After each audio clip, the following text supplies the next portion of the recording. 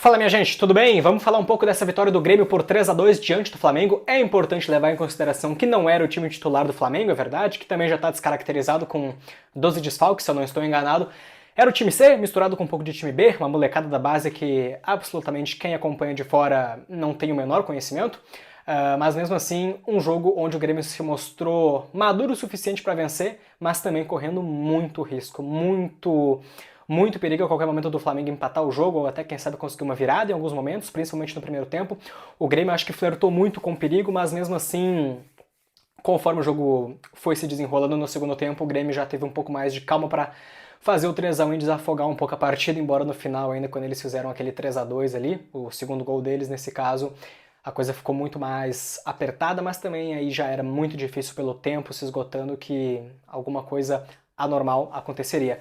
Vamos falar desse jogo então? Acho que o Grêmio começou com uma proposta errada para a partida, o Grêmio ficou assistindo o Flamengo nos primeiros minutos, foi o Flamengo que tomou as rédeas do jogo, por mais que o Grêmio tenha aberto o placar cedo, com o Cristaldo, com 11 minutos, um chute muito interessante, forte, rasteiro de fora da área para vencer o Matheus Cunha. Mas o Grêmio não conseguiu colocar a bola no chão e criar suas jogadas a partir disso. Foi o Flamengo que começou então criando suas chances, pressionando bastante, marcando alto. O Grêmio também marcava alto, mas o Flamengo conseguia sair bem da pressão. Em uma ou outra oportunidade até se atrapalhava um pouco, mas não o suficiente para o Grêmio gerar uma chance através de uma recuperação de posse de bola no campo ofensivo. O Flamengo, pelo contrário, conseguia pressionar bem o Grêmio e criar suas oportunidades com base nisso. Matheus Gonçalves foi o menino que fez o gol, pô, jogou pra caramba, criou as oportunidades, cruzamento, sempre ali naquele lado do Reinaldo, que a gente vai ter que falar nessa partida porque ele foi importante pro bem, mas também pro mal. Acho que hoje um pouco mais pro bem do que pro mal, mas mesmo assim tem que ter muita atenção, porque imagino que você já tenha reparado, se você não reparou é só fazer um exercício mental aí dos últimos jogos, ou até dos jogos desse ano mesmo, desde o início do Brasileirão. Os jogadores dos outros times atacam muito pelo lado esquerdo do Grêmio, que é justamente o lado do Reinaldo, porque na marcação a gente sabe que ele deixa muito a desejar. E hoje, novamente, por aquele lado dele, foi por onde o Matheus Gonçalves, então, conseguiu gerar o gol do Flamengo, né? Carregando a bola, vindo o Reinaldo sem o menor tique, parece, para marcar, o cara conseguiu fazer um gol ali no cantinho do Marquezinho.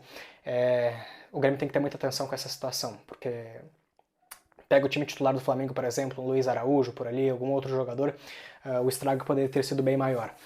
Mas enfim, nem tudo é ruim, o Grêmio ainda cria algumas oportunidades no primeiro tempo, por mais que quem mandou nessa primeira etapa foi o Flamengo. Teve uma cabeçada com o Kahneman numa cobrança de falta e também ali uma finalização com o João Pedro, de canhota, uma jogada mais característica dele, que em alguns momentos ele acerta, outros erra.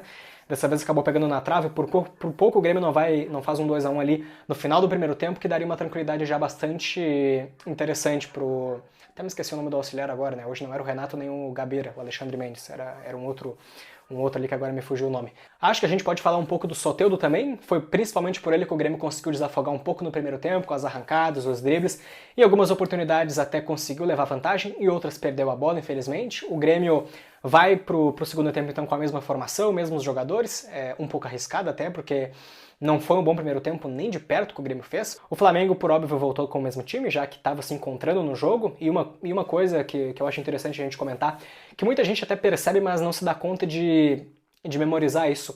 Às vezes dá mais trabalho você enfrentar um time alternativo de uma equipe do que propriamente o time titular. Porque o time titular, às vésperas de uma decisão que tem que reverter um resultado lá no Uruguai contra o Peñarol, que é gigantesco, cara, o Flamengo hoje titular fatalmente, muito provavelmente, não colocaria o pé contra o Grêmio, se pouparia de divididas, não se arriscaria muito. Hoje, colocando a molecada da base, mesclada ali com o time B um pouco, claro que esse pessoal iria dar a vida no jogo de hoje para mostrar serviço, para querer subir para o time principal. Então toda essa questão acaba influenciando um pouco nas maneiras que os times acabam se comportando em campo. O Grêmio vem para o segundo tempo, então, com a mesma equipe. O Flamengo ainda começa melhor, assim como era no primeiro tempo, mas aí com 12, 13 minutos de segundo tempo, o Carlinhos do Flamengo, que já tinha perdido uma oportunidade claríssima no primeiro tempo diante do Marquezinho, ele é expulso, né? Acho que o Kahneman, na sua malandragem, deu uma valorizada no lance ali, de ter caído, mas não dá pra negar que, pô, a mão do jogador pegou na cara e, por conta disso, ele acabou sendo expulso, então, direto, sem VAR, foi bandeirinha até que viu, porque o árbitro tava de costas.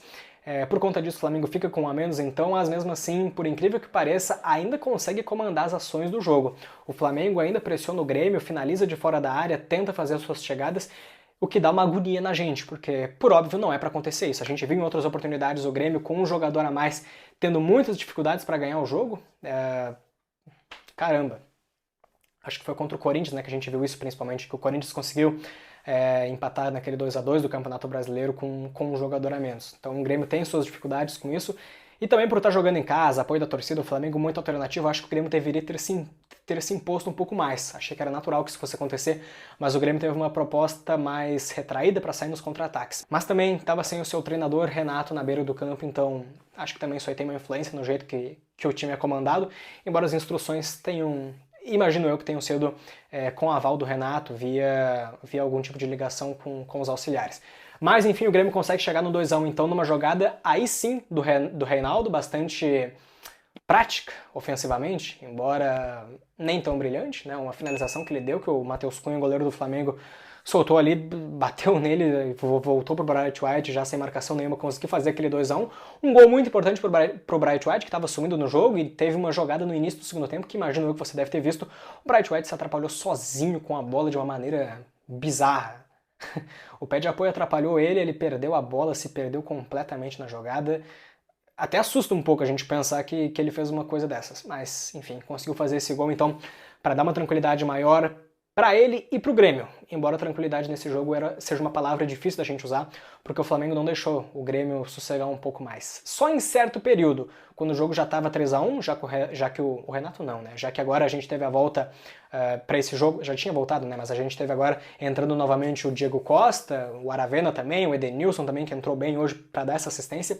O Grêmio coloca seus jogadores e numa jogada que foi a melhor do Monsalve, que não fez um bom jogo hoje, mas nessa jogada foi interessante, ele veio conduzindo a bola para a linha de fundo, dá um toque com muita categoria pro Edenilson continuar a jogada e cruzar na cabeça do Diego Costa para fazer aquele 3-1. E aí nesse período pós-gol, o Grêmio teve muito mais calma para conseguir respirar um pouco, fazer as suas trocas de passes, cansando um pouco o time do Flamengo. Mas também uma posse de bola bastante defensiva, né? Com o Kahneman pro Gustavo Martins, pro João Pedro, devolvendo pro Gustavo Martins, tocando pro Monsalve no meio para abrir pro Kahneman, então um jogo giratório do Grêmio de um lado para o outro, mas também sem ser muito incisivo. Acho que o Grêmio estava até com certo receio de se arriscar muito, já que essa gurizada do Flamengo é bastante rápida e provavelmente tenderia a fazer algum contra-ataque, assim como fez. Não foi o contra-ataque, foi uma grande jogada ali do menino do Everton Araújo, se eu não estou enganado, né, que ele faz uma jogada driblando meio time do Grêmio.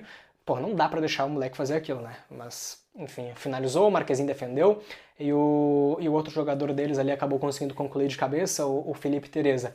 Um 3-2, então, que a gente ficou meio apreensivo nesses minutos finais, mas daí também já sem muito tempo pro Flamengo conseguir fazer alguma coisa.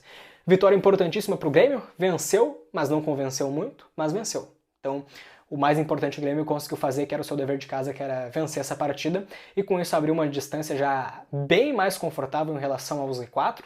Eu acho de jeito nenhum que o Grêmio vai cair nessa temporada, mas futebol é aquela coisa, né? Você pega uma sequência de 2 jogos difíceis, acaba perdendo e os times lá de baixo vão ganhando, pô, a situação pode ficar complicada. Outra coisa, o próximo jogo do Grêmio agora, se eu não me engano, é contra o Botafogo, fora de casa, então é claro que a gente, pelo momento atual, não descartem a hipótese nenhuma do Grêmio perder essa partida. Então era muito importante que o Grêmio tivesse vencido o Flamengo hoje e conseguiu. No próximo jogo agora a gente vai ver como é que o Grêmio vai se comportar, já com o Renato de volta na casa mata, no vestiário, na beira do campo. Mas é isso, gente. Se você gostou do vídeo, então, deixa o like, se inscreve no canal, tamo junto, dá esse apoio pra nós aí, já que a gente finalmente conseguiu alcançar os 10 mil inscritos, tá certo? Tamo junto, até a próxima!